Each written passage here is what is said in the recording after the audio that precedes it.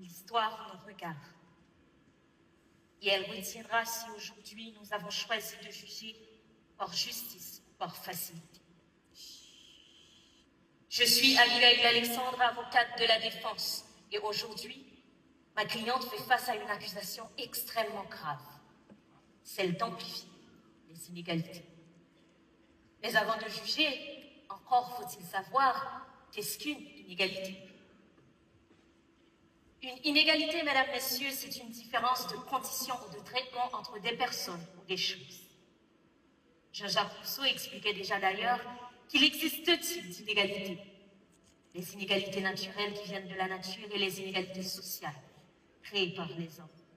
De ce fait, accuser ma cliente de creuser les inégalités reviendrait à dire qu'elle aggrave tous les écarts existants. Je sais que vous avez entendu des rumeurs à propos de ma cliente, mais prenons un instant pour aller au-delà de ce que l'on croit savoir d'elle. On reproche souvent à l'intelligence artificielle de faire disparaître les emplois.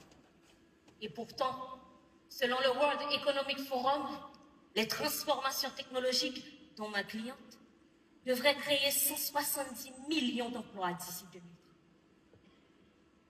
Via des plateformes de recrutement comme HireVue, elle est aussi celle qui masque le genre pour ne laisser voir que le talent des candidats. Comme la révolution industrielle a créé les métiers des transports, des télécommunications, l'intelligence artificielle ouvre aujourd'hui de nouveaux horizons et parfois même, elle sauve des vies. Vous connaissiez l'histoire de Lorraine? Non.